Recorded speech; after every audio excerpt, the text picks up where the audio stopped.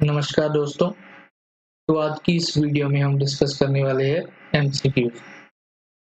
MCQs on current affair 21 जुलाई से 25 जुलाई के जो हमने 5 वीडियोस अपने चैनल पर डाली है उनमें से ये एमसीक्यूज है। तो अगर आपके कोई एमसीक्यूज गलत हो जाए या आपसे एमसीक्यूज ना हो पाए तो घबराने की ज़रूरत नहीं है।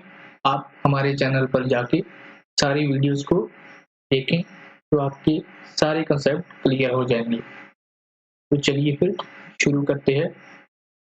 तो पहला एमसीक्यू सबसे पहले, SVEEP initiative is over. SVEEP initiative किसका है? ये किसने शुरू किया है स्वीप इनिशिएटिव? तो ऑप्शन है, option A ministry of drinking water and sanitation, option B central vigilance commission, option C election commission, D none of the above. तो आप देखिए स्वीप इनिशिएटिव किसका है? क्या ये ड्रिंकिंग वाटर या सैनिटाइजेशन से रिलेटेड है, या विजिलेंस से, या फिर इलेक्शन कमीशन से, या फिर इनमें से कोई भी नहीं? तो मेरे ख्याल से इसने पढ़ा होगा स्वीप इनिशिएटिव के बारे में, वो तो सीधा बता देगा कि ये इलेक्शन कमीशन का इनिशिएटिव है। इसका इनिशिएटिव है इलेक्शन कमीशन का। इसका मिनिस्ट्री ऑफ ड्रिंकिंग वाटर से कुछ लेना देना नहीं है, ना ही सेंट्रल विजिलेंस कमीशन से। ये इलेक्शन कमीशन का इनिशिएटिव है जो लास्ट ईयर उन्होंने शुरू किया था वोटर्स की अवेयरनेस बढ़ाने के लिए विद वोटिंग सिस्टम। तो इसका आंसर हो जाएगा सी। तो याद रखिएगा इसका आंसर है C, election commission. SVEEP initiative is of election commission. अब देखते हैं अगला क्वेश्चन। अगले क्वेश्चन में क्या कह रहा है? Choose correct option related to people who can use postal ballot. तो इसमें पूछा गया कि पोस्टल बैलेट कौन यूज कर सकते हैं, उससे रिलेटेड 3 नीचे स्टेटमेंट दी गई है, आपको चूज करनी है इनमें से करेक्ट कौन सी है। तो पढ़ लेते हैं तीनों स्टेटमेंट को। पहली कहती है service voters which are armed forces and the armed forces of state only. Number 2, voter on election duty. Number 3, voter under preventive detention can not use postal ballot. तो क्या होगा इसका करेक्ट आंसर? क्या service voter use करता है postal ballot को? वहां use करता है सर्विस वोटर, ये राइट है, सर्विस वोटर यूज करता है। तो आगे पूरी स्टेटमेंट पढ़ते हैं। विच आर आर्म फोर्सेज, जो हमारे सीमा पे तैनात जवान है, और the arm forces of state, जो हमारी पुलिस होती है स्टेट की, वो ये दोनों पोस्टल बैलेट को यूज कर सकते हैं। बट स्टेटमेंट के एंड में क्या लिखा है? ओनली। क्या सिर्फ यही सर्विस वोटर हो सकते हैं? नहीं, ओनली नहीं होगा। इसमें servant of Indian government which are placed abroad also आते हैं। तो याद रखिएगा यहाँ ओनली लिखा है तो ये स्टेटमेंट गलत हो गई। दूसरी स्टेटमेंट क्या है? Voters on election duty. हाँ, जिनकी इलेक्शन में ड्यूटी लगी है, जैसे इलेक्शन कमीशन के लोग और टीचर्स की मेनली ड्यूटी लगती है, गवर्नमेंट टीचर्स की, वो पोस्टल बैलेट का यूज कर सकते हैं। तो दूसरी स्टेटमेंट हमारी सही है। और तीसरी क्या है? Voter under preventive detention can not use postal ballot. तो क्या है, सही है? नहीं, ये स्टेटमेंट भी रॉन्ग है, क्योंकि voters under preventive detention can use postal ballot, वो भी यूज कर सकते हैं पोस्टल बैलेट को। They can use postal ballot. तो हमारी स्टेटमेंट 1 भी करेक्ट इनकरेक्ट हो गई और स्टेटमेंट 3 भी इनकरेक्ट हो गई। पूछा क्या है? Correct option. तो कौन सा हुआ? ओनली 2। अब इसमें से ओनली 2 कौन सा है? ये वाला ओनली 2 हमारा सही है। तो आपको ऐसे देखने हैं क्वेश्चन को कि कौन सी स्टेटमेंट करेक्ट पूछी गई है या इनकरेक्ट पूछी गई है, ये भी आपको ध्यान रखना है। अब चलते हैं हमारे अगले क्वेश्चन की तरफ, जो कि है चूज करेक्ट ऑप्शन, इसमें भी हमें करेक्ट ऑप्शन चूज करना है। तो पहली स्टेटमेंट क्या है? पहली statement is antigens are biological agents which cause illness in our body. तो पहली स्टेटमेंट कह रही है कि एंटीजन वो बायोलॉजिकल एजेंट है जो हमारी बॉडी में डिजीज या इलनेस क्रिएट करते हैं। और दूसरी स्टेटमेंट है कि pathogens are part of antigen that alert body to an disease. Pathogen antigen के पार्ट है जो हमारी बॉडी को अलर्ट करते हैं डिजीज के प्रति। तो क्या होगा इसका आंसर, क्या लगता है आपको? क्या दोनों स्टेटमेंट करेक्ट है या दोनों गलत है, या फिर पहली करेक्ट है या दूसरी करेक्ट है? तो मैंने जब आपको इम्यूनिटी के बारे में पढ़ाया था तो उसमें बताया था कि pathogens are the biological agent which causes illness in our body. तो यहाँ पर पहली स्टेटमेंट में एंटीजेंस की जगह पैथोजेंस होगा। क्या होगा?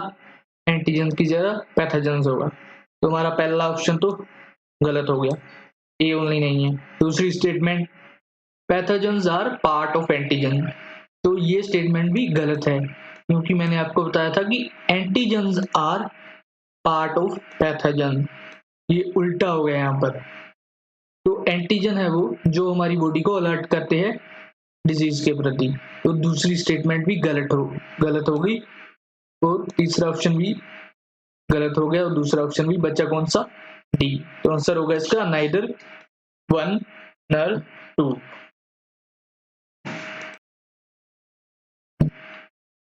अगला क्वेश्चन बहुत ही सिंपल क्वेश्चन है। हु इज फाउंडर ऑफ बचपन बचाओ आंदोलन? अगर आपको पता है तो ही आप इसे कर पाओगे, वरना नहीं। तो देखिए, ऑप्शन ए है जवाहरलाल नेहरू, दूसरा है रामचंद्र गुहा, तीसरा है कैलाश सत्यार्थी, चौथा है गजेंद्र सिंह शेखावत। तो क्या नेहरू जी ने बचपन बचाओ आंदोलन को फाउंड किया था? नहीं, ये गलत है। क्या रामचंद्र गुहा जी से?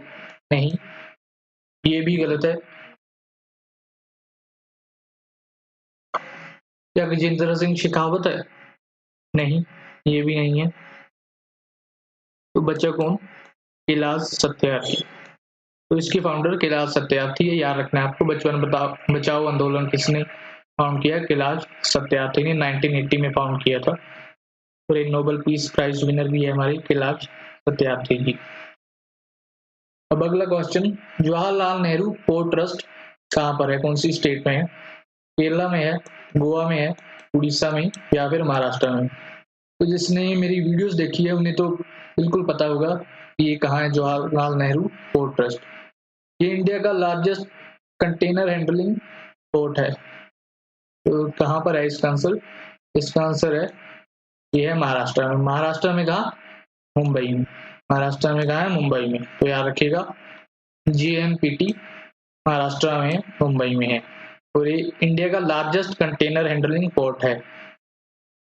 अब अगला क्वेश्चन, चाबार पोर्ट, ये बड़ा इंपॉर्टेंट पोर्ट है इंडिया के लिए। It is located in which country? क्या सऊदी अरेबिया में है, इराक में है, यमन में है या ईरान में? तो जो न्यूज फॉलो कर रहा होगा पिछले कई समय से उसे बिल्कुल पता होगा ये चाबार पोर्ट कहाँ पर है। ये है हमारा ईरान में। हाँ, ईरान में। याद रखिएगा, इराक और ईरान में कंफ्यूज नहीं होना है। इराक नहीं है, ये है ईरान में। हाँ, ईरान में। Chabahar port is in Iran. अगला क्वेश्चन देख लेते हैं। Choose correct option. क्या पूछा है? करेक्ट ऑप्शन पूछा है। Related to UAE Mars mission, mission का नाम था होप। ये अभी कुछ दिनों पहले ही उन्होंने लॉन्च किया था, तो इसके बारे में देख लेते हैं। पहली स्टेटमेंट कहती है कि it is UAE's first Mars mission, और दूसरी कह रही है कि it is taken over from Saudi Arabia, taken over from Saudi Arabia. तो देख लेते हैं। पहली स्टेटमेंट तो बिल्कुल correct, it is there first mission. In fact पूरे अर्ब कंट्रीज का ये फर्स्ट मिशन है, मार्स मिशन। तो पहली स्टेटमेंट तो होगी करेक्ट। अब दूसरी देख रहे थे, taken out from Saudi Arabia, क्या रॉकेट सऊदी अरेबिया से उड़ा था? तो नहीं, ये दूसरी स्टेटमेंट बिल्कुल गलत है। इसने टेक ऑफ किया था जापान से। कहां से? जापान से। तो हमारी दूसरी स्टेटमेंट गलत होगी। अब दूसरी गलत होगी तो तीसरी भी गलत होगी, तो आंसर क्या आएगा? Only one. याद रखिएगा, इसका आंसर है ओनली वन। अगला क्वेश्चन है, पद्मनाभा स्वामी टेम्पल कहाँ लोकेट है? कौन सी स्टेट में इंडिया के? कर्नाटका, केरला, तमिलनाडु या फिर उड़ीसा?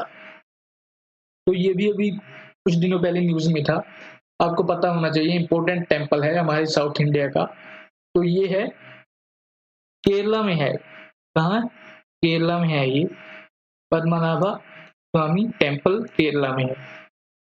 याद रखिएगा, केरला में ये टेम्पल है। अब चलते हैं अगले क्वेश्चन की तरफ। स्टेटमेंट्स पढ़ लेते हैं पहले। सबसे पहले एंटी डिफेक्शन लॉ के बारे में पूछा गया है यहाँ पर। Anti defection law added by 52nd amendment act 1985। दूसरी स्टेटमेंट है present in 10th schedule of our constitution. तीसरी है article 102 deals with state legislature and article 191 part 2 deals with union legislature. तो जिसने पढ़ा होगा उसे तो पता होगा कौन सी करेक्ट है कौन सी इनकरेक्ट। तो सबसे पहले वाली को देखते हैं, added by 52nd amendment act 1985। ये स्टेटमेंट बिल्कुल सही है। और दूसरी है प्रेजेंट इन 10th शेड्यूल। कहां पर प्रेजेंट है? 10th शेड्यूल में। ये स्टेटमेंट भी बिल्कुल करेक्ट है।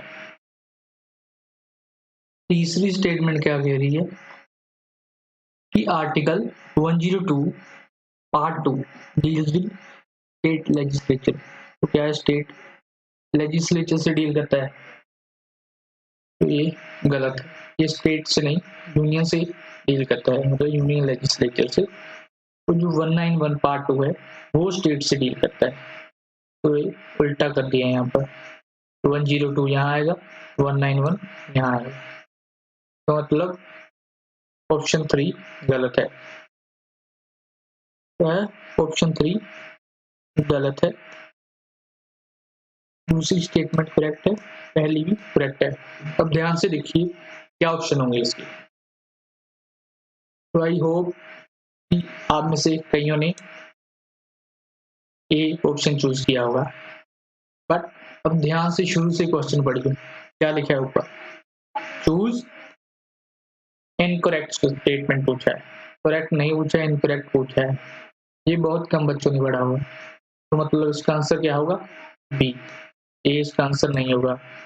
जल्दी जल्दी में आप ए टिक करके आ जाओगे और आपका गलत हो जाएगा। इसका आंसर है बी, ए नहीं होगा। ध्यान से आपको क्वेश्चन 2-3 बार पढ़ना है ध्यान से, उसमें इनकरेक्ट पूछा है करेक्ट पूछा है, ध्यान से देखना है आपको क्या लिखा है। अगले क्वेश्चन की तरफ चलते हैं। तो बहुत ही सिंपल सा क्वेश्चन है, Kosi river originates from. Kosi कहाँ से ओरिजिनेट होती है? नेपाल से, इंडिया से, तिब्बत रीजन से या भूटान से? तो कोसी को सौरव बिहार भी कहा जाता है। बिहार में बाढ़ आई हुई है अभी, तो मेनली बिहार में बाढ़ कोसी रिवर की वजह से आती है। और भी 3-4 इंपॉर्टेंट रिवर्स है, बट कोसी सबसे ज्यादा नुकसान करती है बिहार में। तो बिहार में नुकसान करती है, तो या तो नेपाल से आती होगी या बिहार में से ही ओरिजिनेट होती होगी, यही बच्चे ज्यादातर सोचते हैं, बट ऐसा नहीं है। ये नेपाल के भी ऊपर से आती है, मतलब नेपाल के ऊपर क्या है? तिब्बत रीजन है, ये वहां से ओरिजिनेट होती है। तो इसका आंसर होगा सी। याद रखिएगा, Kosi originate from Tibet region. अब ये भी इंपॉर्टेंट रिवर है बिहार में, फ्लड इसकी वजह से भी आते हैं। ये है महानंदा रिवर। महानंदा रिवर याद रखिएगा, महानंदा है, महानदी नहीं है। यहाँ भी सेम क्वेश्चन पूछा गया कि originate from which state of India? Bihar, Sikkim, West Bengal या मध्य प्रदेश?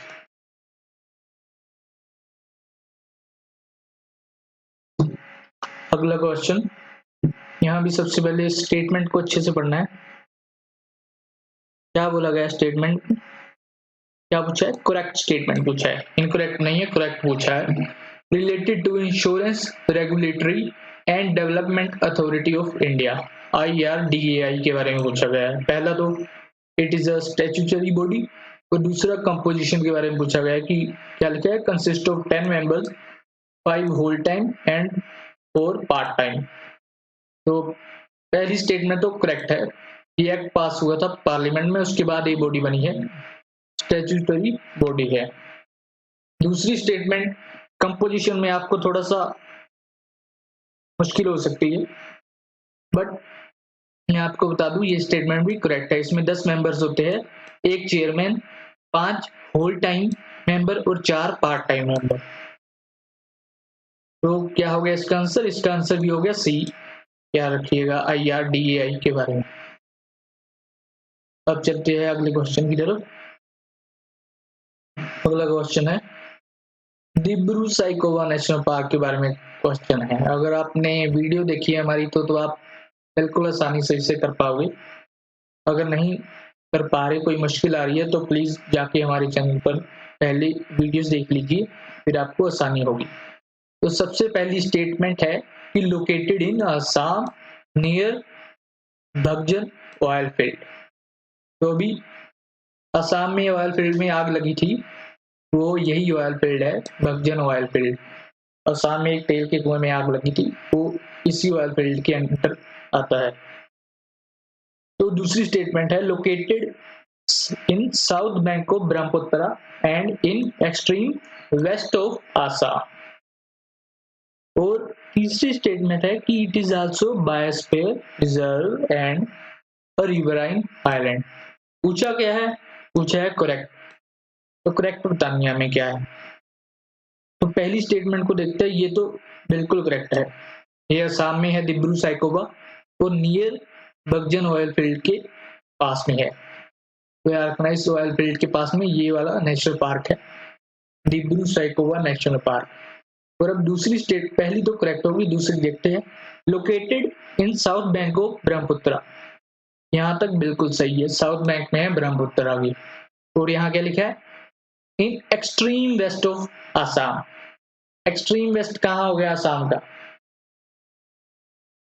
भूटान के नीचे बिल्कुल, सिक्किम के पास में, जो चिकन नेक वाला रीजन है वहां पर हो गया एक्सट्रीम वेस्ट। बट ब्रह्मपुत्र वहां पर नहीं आती, याद रखिएगा। तो ये गलत हो जाएगा, ये एक्सट्रीम वेस्ट की जगह एक्सट्रीम ईस्ट होगा। क्या होगा, एक्सट्रीम ईस्ट होगा यहाँ पर। तो दूसरी स्टेटमेंट हमारी गलत होगी। अब ऑप्शन देख लीजिए, ऑप्शन कैसे दिए गए हैं। यहाँ पर एलिमिनेशन मेथड बहुत ही अच्छे से चलेगा। तो अगर एक स्टेटमेंट आपकी गलत होगी, यहाँ पर दूसरी गलत होगी, तो दूसरी गलत होगी तो ए ऑप्शन गया, बी गया, बचा कौन सा, सी। सी आपका बिल्कुल सही हो जाएगा। अगर आपको इस स्टेटमेंट के बारे में बिल्कुल भी पता नहीं है तो भी आप इस क्वेश्चन को कर पाते। अगर आपको ये ऊपर कोई भी एक स्टेटमेंट आप गलत प्रूव कर दो, बाकी के दो सही हो जाएंगे। तो तीसरी स्टेटमेंट भी देख लेते हैं। It is also biosphere, biosphere reserve भी है और रिवराइन आइलैंड है, मतलब रिवर के अंदर अंदर एक आइलैंड है ये, दिब्रू साइकोवा नेशनल पार्क।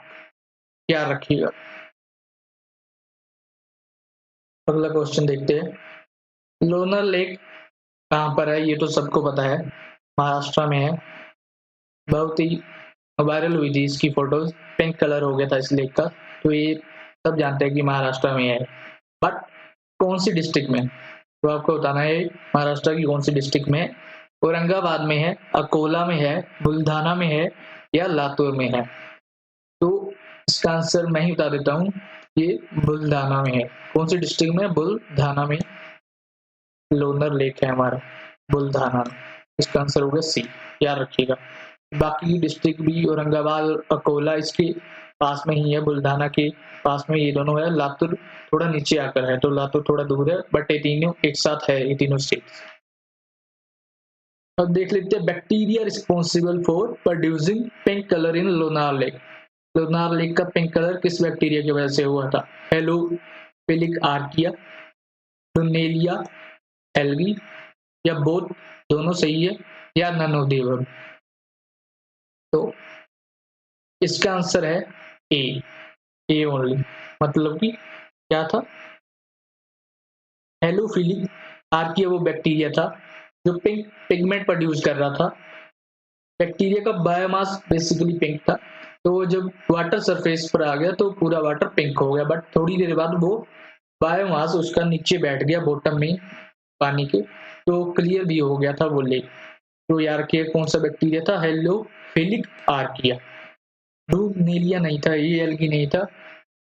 इसके बारे में क्या कहा था उन्होंने कि जिस रिसर्च इंस्टीट्यूट में ये रिसर्च हुई वो था अगरकर रिसर्च इंस्टीट्यूट पुणे में है। तो उन्होंने पहले सोचा था कि वो ड्रूनेलिया एल्गी है जिसकी वजह से इसका कलर पिंक हो रहा है, बट धीरे धीरे जब उन्होंने स्टडी की, फर्दर स्टडी, तो उन्हें साफ हो गया कि वो हेलोफिलिक आर्किया है। तो याद रखिएगा। अगला क्वेश्चन, भगजन ऑयल फील्ड अभी आपको बताया था डिब्रू साइकोवा नेशनल पार्क में, तो कहाँ है, असम में है, ये सबको पता है। बट हमें क्या पता करना है, डिस्ट्रिक्ट कौन सी है।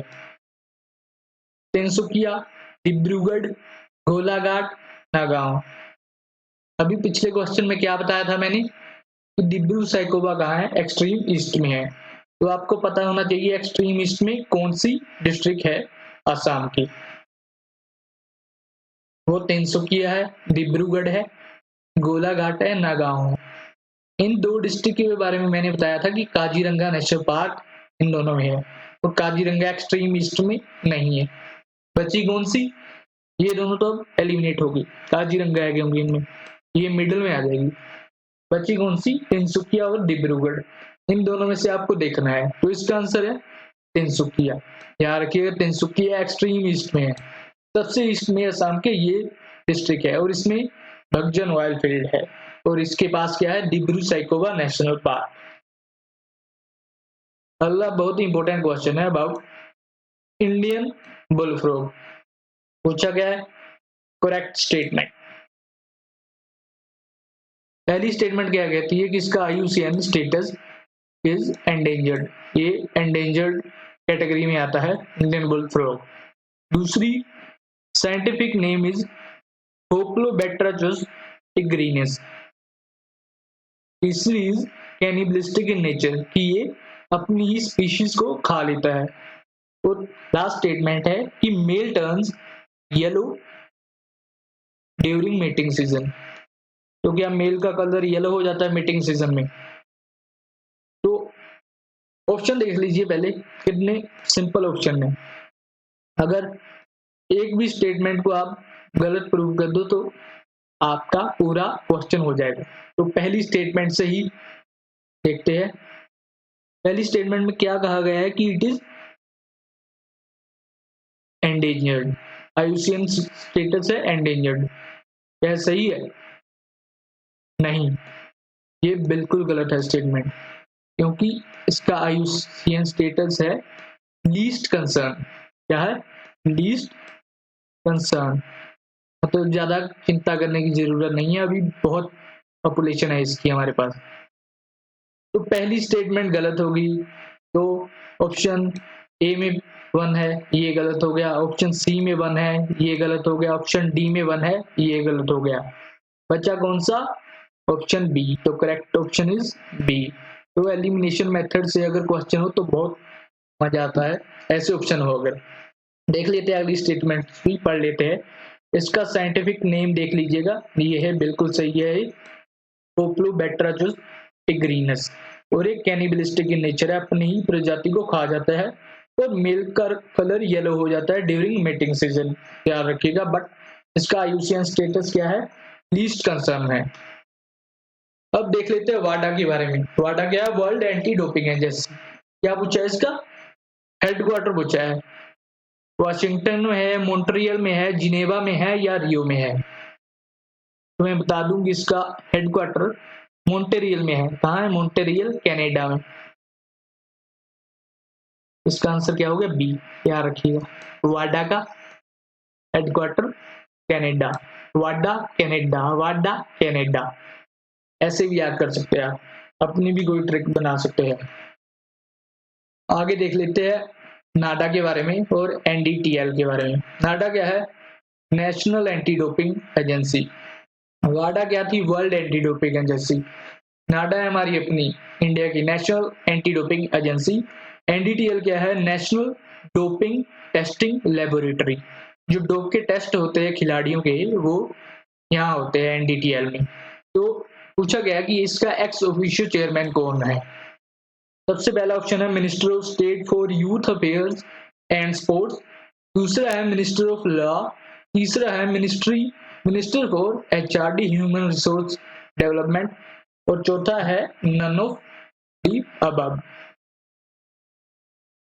अभी मैंने आपको बताया कि एनडीटीएल में क्या होता है? खिलाड़ियों के डोपिंग टेस्ट होते हैं। खिलाड़ी आ गया मतलब स्पोर्ट्स से रिलेटेड होगा।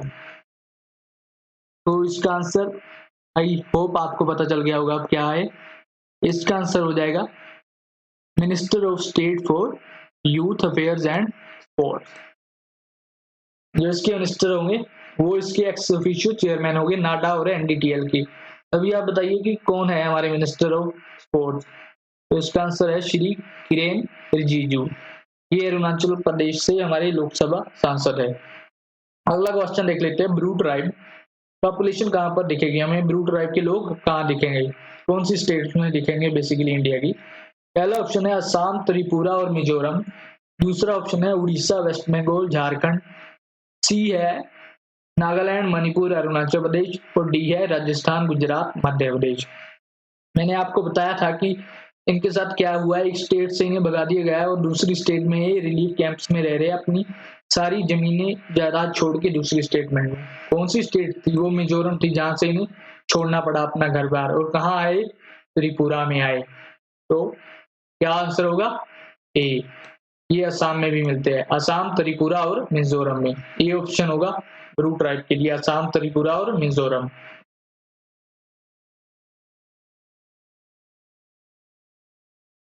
अगला क्वेश्चन बहुत ही सिंपल सा क्वेश्चन है।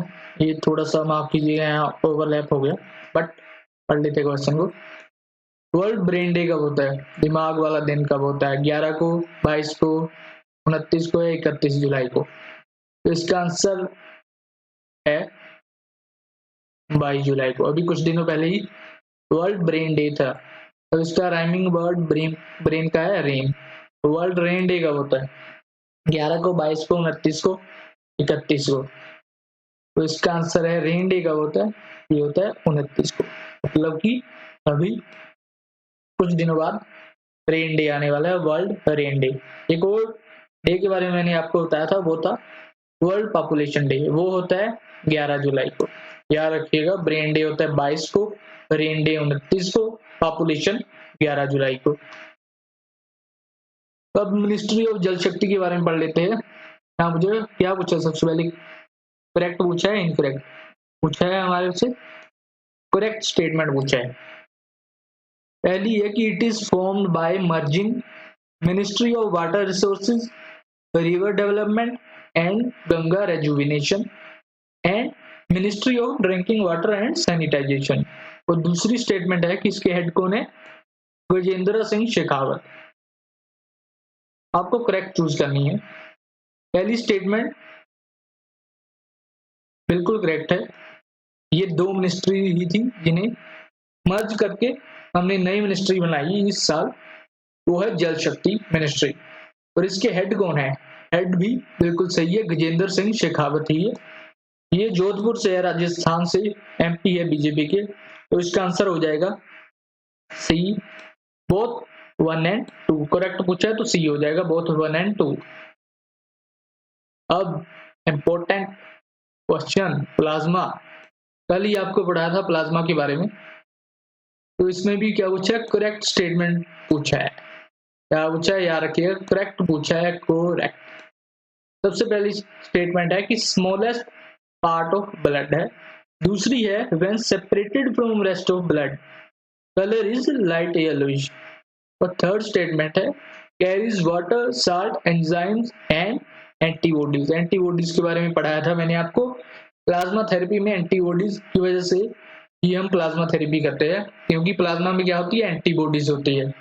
इसलिए जब कोरोना के जो पेशेंट रिकवर हो चुके हैं, हम उनका प्लाज्मा लेके जो भी कोरोना पॉजिटिव पेशेंट्स है उनमें डाल रहे हैं, क्योंकि उनके प्लाज्मा में एंटीबॉडीज नहीं बनी है अभी, बट जो रिकवर हो चुके हैं उनके प्लाज्मा में एंटीबॉडीज है, तो इससे वो सही हो रहे हैं कोरोना के पेशेंट, ध्यान रखिएगा। तो एंटीबॉडीज तो है प्लाज्मा के अंदर। क्या एंजाइम, साल्ट और वाटर है? हाँ जी, बिल्कुल है ये भी। दूसरी स्टेटमेंट देख लेते हैं। When separated from rest of blood, colour light yellowish होता है या रेड होता है?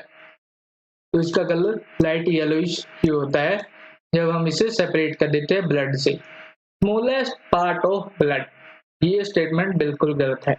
स्मॉलेस्ट नहीं, ये लार्जेस्ट पार्ट है ब्लड का।